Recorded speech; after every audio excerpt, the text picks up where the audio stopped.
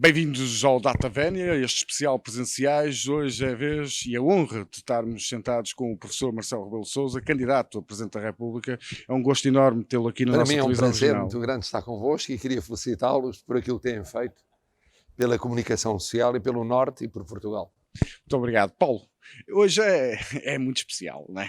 Hoje é extraordinariamente especial, mas no sentido, mas vamos fazer já uma nota que é, porque estamos com a presença do professor Marcelo Rebelo de Sousa, é candidato e não é convidado enquanto candidato e não enquanto Presidente da República, e também por uma questão jurídica que é a lei eleitoral do Presidente da República obriga-me a ter um tratamento exatamente igual aos outros candidatos, Claro, portanto, que é essa a igualdade, a oportunidade de candidaturas, portanto não irei tratar o professor Marcelo Rebelo de Sousa na qualidade de Presidente da República, mas sim enquanto professor de Direito e também candidato à Assembleia da República. O tema é o mesmo. Não é? O tema é o mesmo, é a Constituição. Como nós vamos iniciar o programa, basicamente já falámos o que é a Constituição, que é um documento estruturante. O seu professor Marcelo Rebelo de Sousa é uma das pessoas mais entendidas na Constituição portuguesa, porque é um pai fundador, juntamente só mais o outro deputado na Assembleia da República, que é fundador, que é o secretário-geral do PCP, portanto também que é da Assembleia Constituinte de 1975, e portanto vamos navegar um pouco sobre o que é a Constituição da República Portuguesa e os poderes do Presidente. Basicamente dizer que estamos num regime semipresidencialista, que existem três poderes fundamentais: o Presidente da República, que tem uma legitimidade própria através do voto, emerge diretamente do povo, e completamente equidistante e independente dos partidos, porque é a única forma de ser um árbitro independente também, para arbitrar tudo o que é os conflitos institucionais e interinstitucionais que possam surgir. Também é o grande responsável por defesa da Constituição e na sua aplicação do que é o Estado de Direito. O Estado de Direito, nós já falámos sobre isso no programa, dizemos que a Constituição serve sobretudo para limitar o poder de intervenção do Estado, é uma fonte de limitação da intervenção contra o arbítrio do próprio poder do Estado e da governação.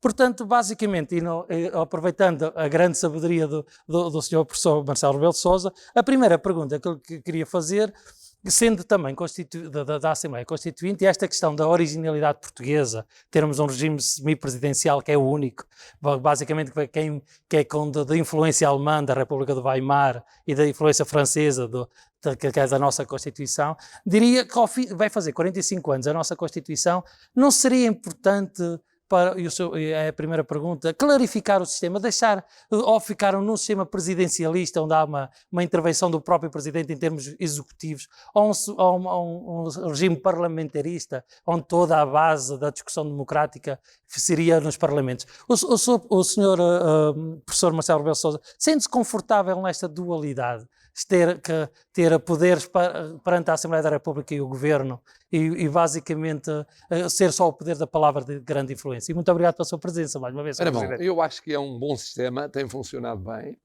com 5 presidentes muito diferentes, com o presidente Yanes fez a transição para a democracia, com o presidente Soares foi o primeiro civil eleito pelo povo, com o presidente Jorge Sampaio, que teve de enfrentar dificuldades muito grandes, externas e internas, com o presidente Cavaco Silva, que também enfrentou crises, como a crise da Troika, e agora com este meu mandato presidencial. São pessoas muito diferentes, situações muito diferentes, e a maleabilidade do semipresidencialismo é que dá para vários cenários. Dá para, havendo um partido com uma maioria no Parlamento, se apagar a personalidade e o papel do Presidente da República. Com uma coligação no Parlamento, haver um equilíbrio entre o Presidente, o Parlamento e o Governo. Não havendo maioria no Parlamento, o Presidente tem um papel fundamental que é, naturalmente, o de viabilizar a solução governativa, ir acompanhando com maior peso, com magistério mais forte. Havendo, como já aconteceu, uma pulverização, uma fragmentação e uma instabilidade no sistema de partidos, o Presidente aí ter de recorrer à bomba atómica como a dissolução, ou recorrer mais ao veto, ou recorrer mais ao envio para o Tribunal Constitucional, ou ter um poder da palavra mais acentuado. E, portanto, há uma plasticidade no sistema que permite não se pensar no presidencialismo que não existe na Europa, não há nenhum país presidencialista na Europa puro como nos Estados Unidos da América, e também não no parlamentarismo, que ele próprio está a evoluir no sentido do semipresidencialismo. Olhe-se para a Alemanha, o presidente tem cada vez mais poderes. Para a Itália, é o presidente que está, no fundo, a aguentar o governo Conte numa situação de maior fragilidade. Quer dizer que os parlamentarismos estão a evoluir para semipresencialismos e o presencialismo puro não existe na Europa. Logo, nós fizemos bem ao caminhar para este equilíbrio de poderes que permite, com presidentes diferentes, de esquerda, de direita, mais interventivos, menos interventivos, e mais interventivos ou menos interventivos, consoante a situação vivida, política, económica e social no país, permite, de facto, garantir a estabilidade e permite até garantir um sistema político menos em crise do que outros sistemas políticos europeus. Sr. Professor, não acha que aquelas acusações são feitas que o Presidente da República Portuguesa é um pouco a Rainha de Inglaterra, por um lado, ou no outro, quando os segundos mandatos que são mais interventivos serem forças de bloqueio, não se cola essa imagem ao nosso presidencialismo português, ao nosso regime? Não, porque noto o Presidente Yanes teve uma grande intervenção no primeiro mandato. O Presidente Mário Soares aparentemente não teve uma grande intervenção porque havia maioria absoluta de um só partido, sendo Primeiro-Ministro o professor Cavaco Silva, mas já teve no segundo mandato. O Presidente Jorge Sampaio teve logo no primeiro mandato e depois teve maior no segundo mandato. O Presidente Cavaco Silva teve logo no primeiro mandato e depois teve no segundo mandato. E mesmo o Presidente Mário Soares, que no primeiro mandato, em teoria, esteve relativamente apagado, teve um papel decisivo, que foi não aceitar um governo apresentado pelo Dr. Vítor Constância, dissolver e abrir caminho à maioria absoluta do professor Cavaco Silva e do PSD. Portanto, mesmo no primeiro mandato, teve uma intervenção que foi decisiva para a vida política do país. Logo, não se pode dizer o Presidente só intervém no segundo mandato, pode intervir e de forma decisiva no primeiro. No segundo mandato vai ter uma atuação diferente do primeiro mandato, não é inevitável. Depende das circunstâncias. Por isso há pessoas que defendem, e também alguns juristas, alguns constitucionalistas, onde o Sr. Professor é uma grande referência, não é? Que a vez de haver 2 mandatos de 5 anos, haver um mandato de 7 anos para que o Presidente... proposta. E que é a sua proposta, a minha proposta não é? Mas isso é por outra razão. Que é para não deixar de navegar nesses conflitos institucionais. Isso é por outra razão, é porque 10 anos são muito tempo. Quando a Constituição foi votada, e eu votei a Constituição, em 1975, 76, o tempo era lento, ou era muito mais lento do que é hoje. E, portanto, 10 anos eram 10 anos. Hoje, com a velocidade a que tudo decorre, às vezes alucinante, 10 anos equivalem quase a 20 ou 30 anos de antigamente.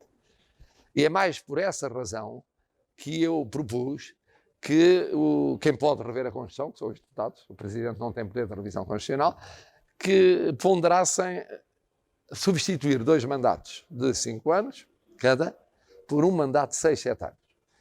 Mas os partidos não se inclinaram para isso, são muito conservadores em termos de sistema de governo e, portanto, não há nada a fazer, uma vez que o Presidente não pode forçar os partidos a reverem a Constituição. Sr. Professor, coisas mais concretas de comandos constitucionais que preocupam as pessoas, e também queria ouvir a sua opinião.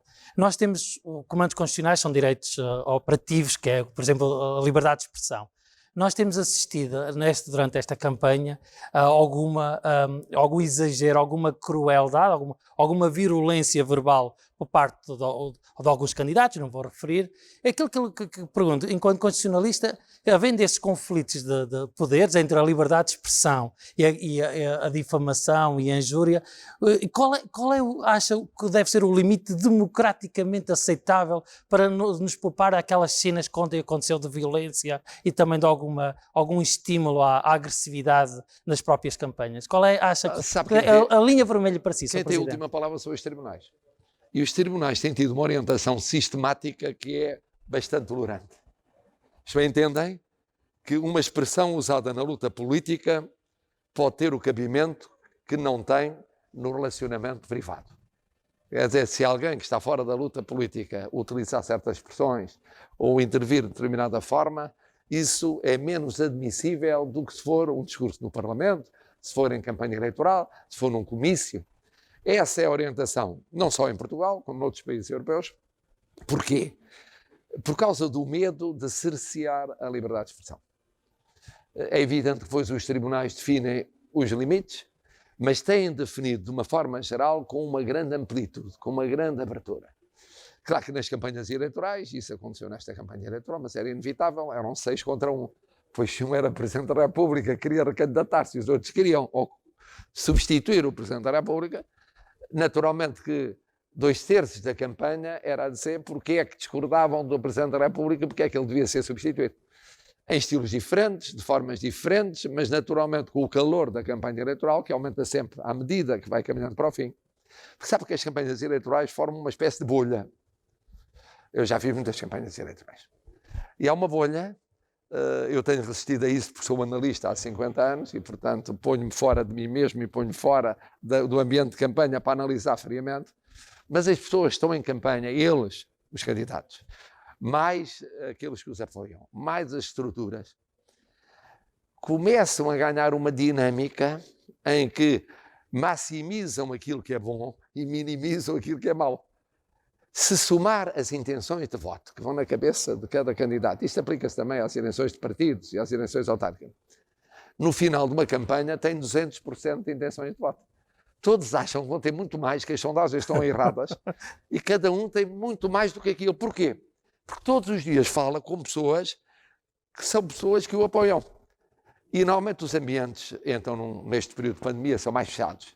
Portanto, as pessoas com quem se encontram, com raras exceções, são apoiantes.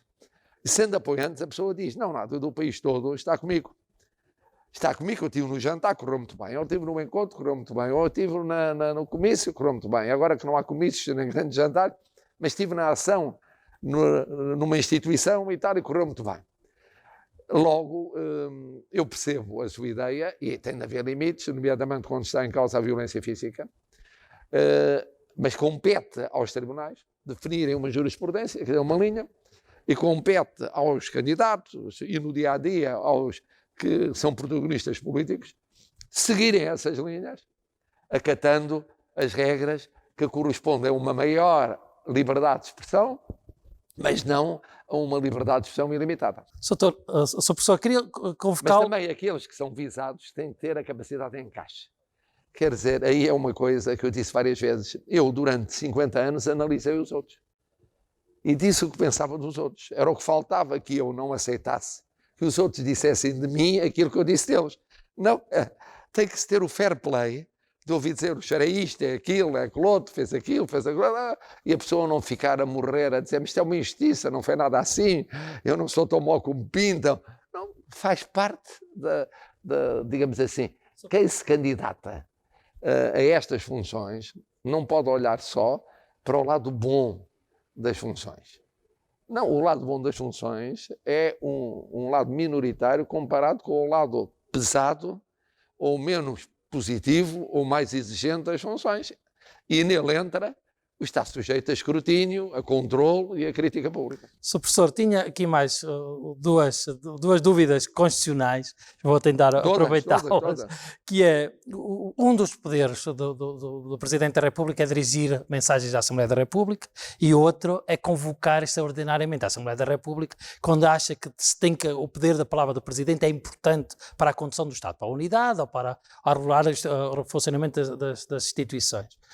Nós temos assistido desde 13 de março, 11 de março, que foi declarada a pandemia até agora, muita legislação, foi produzida mais de 400 diplomas pelo Governo, pela Assembleia da República, mas há um que é particularmente faltoso, na minha opinião, e era isso que eu queria colocar ao Sr. Presidente, ao Professor, que é, nós continuamos a restringir direitos, liberdades e garantias, que são matérias relativas da Assembleia da República, por decreto governamental. E os tribunais têm dito, que, sobretudo relativamente aos confinamentos, têm dito que aqueles são detenções temporárias e mandam soltar. Não seria o Sr. Presidente, ainda agora na qualidade de Presidente, ter convocado a Assembleia da República para dizer aos partidos que era urgente fazer uma lei de emergência sanitária que viesse suprir a falta que a Lei de Bases da Proteção Civil não faz, nem os comandos constitucionais têm também outras leis ordinárias que permitem suprir essa falta. Porque houve outros países na Europa que o fizeram para dar cobertura legal ao próprio governo. Qual é a sua opinião? A minha opinião é a seguinte. Os tribunais intervieram em 2 ou 3 casos em que não havia cobertura do estado de emergência. havia a situação de calamidade, a situação de contingência, a situação de alerta, de alarme, e portanto, ou seja, nessas situações os tribunais vieram dizer, atenção, se houvesse estado de sítio ou estado de emergência declarado, isto era aceito. Foram situações pontuais, pelas quais, e por causa disso, se incluiu no decreto do estado de emergência essas matérias para terem a cobertura para poder realmente haver uma atuação nesse domínio. Mas nós tivemos mais tempo com a lei de base da proteção civil do que do decreto, não é? E os tribunais deixaram de levantar essa questão. Acharam que era suficiente aquilo que é, ao abrigo da Constituição, ser decretado o estado de emergência. Porquê? Porque o estado de emergência não é decretado pelo Presidente sozinho. É aprovado pela Assembleia da República. Quer dizer, o Presidente da República toma a iniciativa, submete a parecer do Governo, ouve os partidos, a Constituição não permitia, não impunha, mas eu ouço os partidos. Num caso inicial, até ouviu o Conselho de Estado, a Constituição também não impunha, e depois a Assembleia tem a faca e o queijo na mão. É ela quem aprova. Ela é que diz, sim senhora, aprovamos isto, aprovamos, não aprovamos e tal. Está lá a permissão para ir mais longe ou ir mais perto em matéria de restrições ou em matéria de suspensão de direitos fundamentais. E nessa medida a Assembleia intervém. E há uns que votam contra, outros votam a favor, outros que se abstêm, explicando precisamente por causa disso. É verdade que o estado de sítio e estado de emergência não foram pensados na altura em que nós o votámos especificamente para a emergência sanitária. E sobretudo para uma emergência sanitária tão longa. Foram pensados para uma emergência de ordem pública, para uma calamidade pública, mas não tão longa quanto isso. Não um ano e meio. E é verdade que faz falta uma lei de emergência sanitária. E eu logo, quando decretei o primeiro estado de emergência, coloquei a questão aos partidos.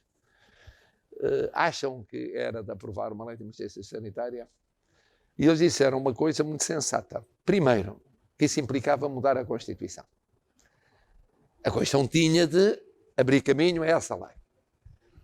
Ora, o grande problema é que não se pode rever a Constituição na vigência de estado de emergência. Era mais importante... É um limite material da própria Constituição. Era mais importante resolver a situação de emergência do que propriamente estar a suspender a emergência. O mesmo problema do adiamento das eleições. Quer dizer, suspender e depois votar o que havia a votar e reatar o estado de emergência. Mas depois tiveram outro argumento. É que não é a melhor ocasião, quando já está a pandemia em curso e está o estado de emergência em vigor, não é a ocasião mais serena para se discutir uma lei de emergência sanitária. Porque aí dividimos-nos sobre questões secundárias. E é um momento em que temos de estar unidos. Eu coloquei esta questão várias vezes. Foi pedido, aliás, à Promotora de Justiça que fizesse um estudo, e ela tem um estudo já efetuado sobre isso, e ficou combinado o seguinte. Mal acabe a pandemia, no sentido de acabar a necessidade da utilização do estado de emergência, aí, com distanciamento, vamos votar uma lei de emergência sanitária e, se for preciso, rever a Constituição. Sr. Professor, a última pergunta, que já estamos praticamente a terminar, normalmente eu brindo os meus convidados com uma pergunta desconfortável, amigável. E portanto, pode ser um paradoxo. Só feito perguntas exatamente. Mas queria agora todo, e a maior parte não é amigável. E agora portanto, queria fazer se mesmo. É amigável, exatamente. Já é uma alegria que me dá. É um paradoxo verbal, mas que é normalmente. Eu queria ouvir agora a opinião do comentador, o professor Marcelo Rebelo de Sousa. É difícil, porque vamos ver. Fazer jus àquele tempo de antena que faria. Comenta, mas enfim. Que é assim, Portugal pertence à CPLP, que é a Comunidade Portuguesa da Língua, dos países com língua oficial portuguesa. E há cerca de 3 anos, recordo, foi um novo país, que é a Guiné-Conakry, né? Guiné Equatorial, do presidente Teodoro Obiang, né? Portanto, e que é uma antiga colónia espanhola, nunca foi colónia portuguesa, não falam português, e é um dos ditadores mais antigos que está em vigor em África. Sendo o Sr. Presidente um defensor, e a nossa Constituição defensora da dignidade humana, da justiça, da igualdade, e sendo também que esses tratados são automaticamente transpostos pelo artigo 8º e depois com a aprovação da resolução da Assembleia da República, o Sr. Presidente não se sente desconfortável enquanto humanista e democrata cristão tirar fotografias ao lado de um dos ditadores com mais peso em África? Não acha que isso é uma ofensa à própria Ora, Constituição. bom, vamos lá ver. Primeiro ponto. A Guiné Equatorial entrou na CPLP, eu ainda não era presidente. Foi com o professor Era Cavaco Silva, presidente, exatamente. o meu antecessor, que coitado sofreu bastante com isso, como é público, na Cimeira de Dili, e foram postas condições. A primeira era a não aplicação da pena de morte, a segunda era a introdução do português como língua, para poder ser o país de língua oficial portuguesa, tinham que falar o português. Era um bocadinho estranho um país de língua oficial portuguesa onde não se fala o português. Por razões históricas, que aliás citou, entre outras. E desejavelmente a evolução no sentido de um Estado de Direito Democrático. Sabendo nós que isso é contingente em vários países Africanos, exatamente. nas Nações Unidas, na Organização dos Estados Interamericanos ou Ibero-Americanos e na CPLP. E na CPLP tem havido altos e baixos, altos e baixos. Bom. Mas apontou-se para esses objetivos. Depois houve algumas cimeiras, a última não se realizou, seria em Luanda por causa da pandemia. Na penúltima, Guiné Equatorial não esteve. Não esteve. O que é que a Guiné Equatorial fez? Suspendeu a aplicação com uma moratória, suspendeu a aplicação da pena de morte, mas não aboliu. E nós continuamos a insistir que não basta não aplicar, suspender, é preciso que fique claro no texto constitucional e na lei que não há pena de morte. Começou realmente lentamente o ensino de português, podemos discutir se é mais depressa, se é mais devagar, se é melhor, se é pior, mas estamos a acompanhar e a pressionar isso mesmo, e o secretário executivo, que é português, neste mandato em que o presidente é cabo-verdiano, acompanhou isso muito de perto, como acompanhamos a evolução política naquele Estado, em todos os outros Estados. Portanto, nunca deixámos de fazer força no sentido daquilo que foram as condições colocadas a sentirem, que achamos fundamentais e que queremos ver concretizadas o mais possível na Cimeira de Luanda, já que não houve o ano passado, mas haverá este ano, espero, com a pandemia, em meados do ano. Pergunta, que é outra pergunta. É agradável ou desagradável tirar fotografias com chefes de Estado de países que não têm regime democrático? Bom, nós preferimos sempre tirar fotografias com pessoas que são mais parecidas connosco e com famílias mais parecidas connosco, mas se fôssemos tirar fotografias só com aqueles que são parecidos connosco, era uma minoria em todo o mundo. Mal iriam as relações diplomáticas, porque não havia, eu começava a fazer uma lista de países da Ásia, da África, da América, que têm altos e baixos, e se fôssemos a ver aqueles que não são verdadeiramente o Estado de Direito Democrático como a Europa o entende e como Portugal o entende, a Constituição o entende, cortávamos relações com 4/5 do mundo. Não podíamos manter isso. Isso às vezes as pessoas dizem, mas como é que ele pode encontrar-se com aquele chefe de Estado e tal daquele país? Eu disse, eu pude, como o Presidente Soares pôde, como o Presidente Enes pôde, como o Presidente Jorge Sampaio pôde, como o Presidente Cavaco pôde. Há relações, e então quando se trata de relações muito intensas de comunidades, de nacionais de um Estado noutro Estado, do nosso nesse Estado, relações culturais, sociais, até mesmo económicas e financeiras, tem que se falar com esses Estados, não é um problema de gosto. Eu sei quais eram aqueles chefes de Estado, que são meus amigos, com os quais eu gosto muito de falar ao telefone e me encontrar e de estar várias vezes. Uns, infelizmente, já lá não estão, porque, entretanto, perderam eleições por causa da pandemia. Outros saíram antes mesmo da pandemia, porque terminaram os seus mandatos, chegaram outros.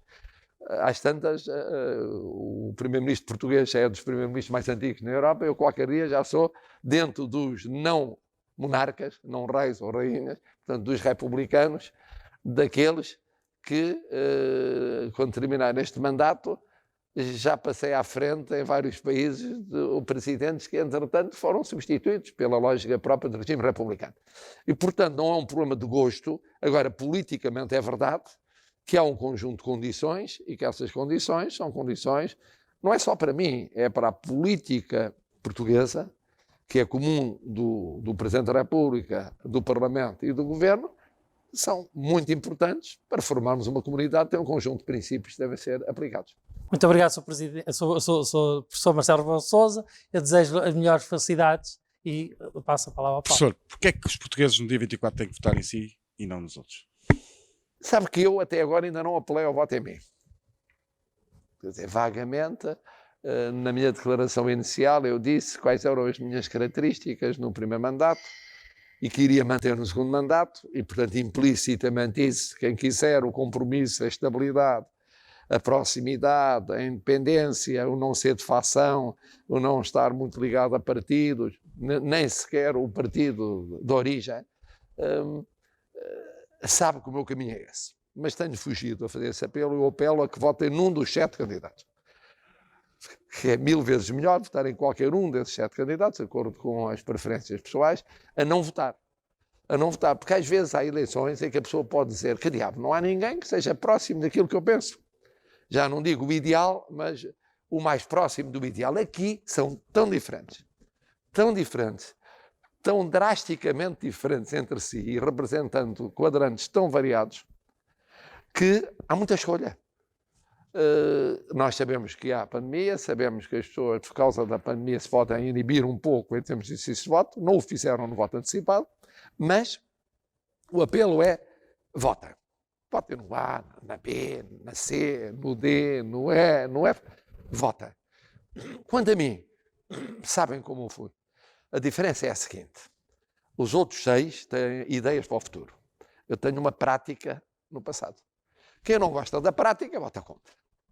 Quem gosta da prática, vota a favor. Quanto aos outros, a quem gosta das ideias, gosta a favor. Como não há prática, corre-se o risco de ver como é que correm as ideias aplicadas na prática. O grande problema, não é só vantagem, o grande problema de quem fez muita coisa durante 5 anos é que há muita gente que discorda pelo menos 1, 2, 10, 20 vezes daquilo que fez. Depois concorda com outras tantas. Portanto, está sujeito a um escrutínio relativamente ao que fez. Os outros são sujeitos ao escrutínio em relação ao que sonham. Mas vai tirar eleições desse escrutínio. Se votarem em si, vai autoavaliar-se que está a gerir bem esta crise pandémica? Não. Bom, eu até fui mais longe. Eu podia ter feito essa coisa muito cómoda, que era em relação à pandemia, dizer, há uma parte que é a minha culpa, a minha responsabilidade, porque eu intervim. Outra não é. Outra é porque foi o governo que fez disto, aquilo. Não, eu disse, não, é toda minha. Toda minha. Portanto, o que eu fiz mal, fui eu. O que o governo fez mal, fui eu. O que porventura se fez bem, o que numa pandemia é sempre difícil fazer bem, porque as circunstâncias mudam e as pessoas acham sempre que o que era bem num dia é mau no dia seguinte, depois pode ser bem ou mau, conforme as circunstâncias. E ao assumir isso, eu disse no fundo o seguinte, é que tenham a oportunidade de julgarem a gestão da pandemia a propósito das presidenciais. Não há legislativas, tão depressa. Qual é o primeiro responsável político sujeito a votos por causa da pandemia? É o Presidente da República. E, portanto, olha, cá estou eu. Sintam-se à vontade. Eu não me escondo atrás do dedo. Não escondo. Acham que isto correu, apesar de tudo, melhor do que pior? Ou não correu melhor do que pior, mas fez o que se pôde? Votam uma coisa. Acham que correu muito pior do que melhor. E que se devia ter feito muito mais. E que, portanto, deve procurar-se outra pessoa para conduzir uma pandemia que ainda está bem. Escolhem. Sabe que eu ganhei e perdi muitas eleições. Ganhar e perder eleições não é um problema de vida ou de morte. É natural. Faz parte da vida. Não, ninguém morre por causa disso.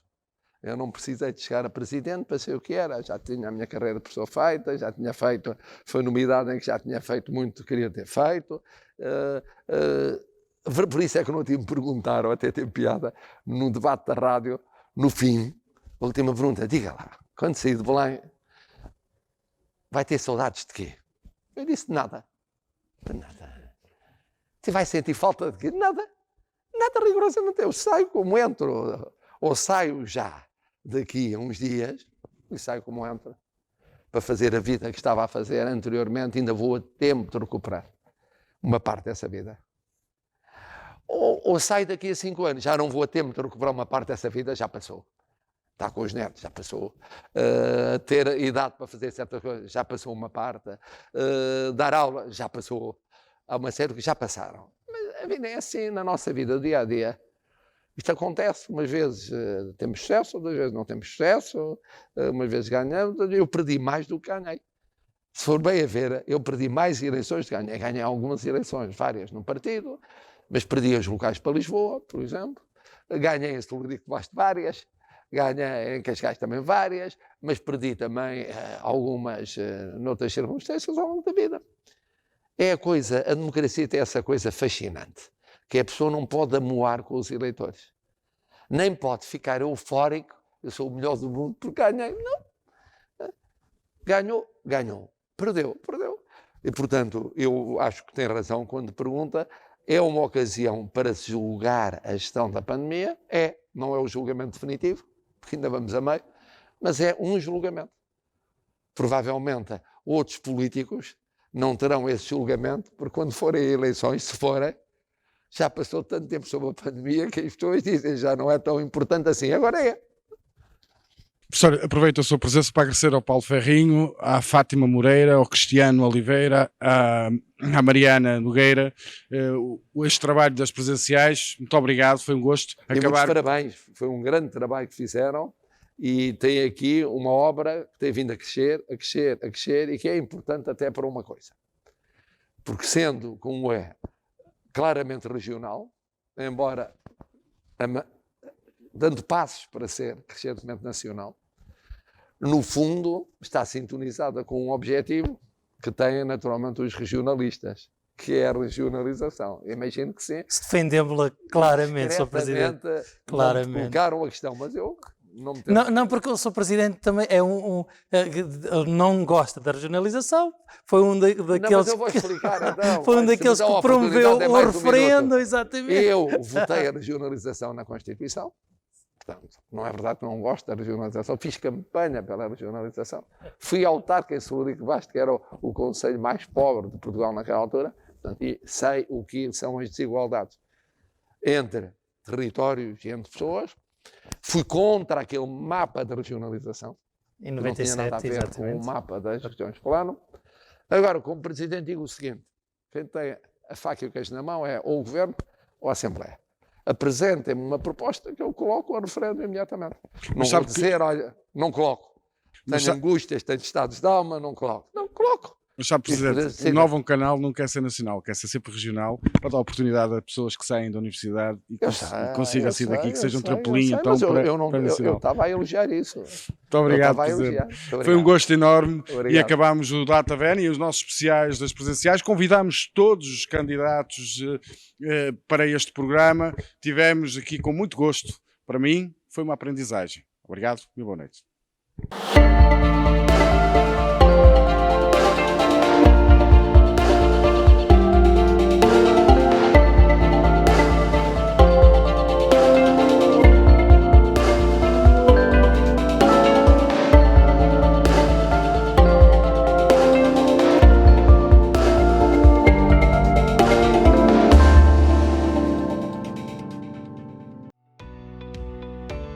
Novo Canal. Sempre Novão, sempre seu.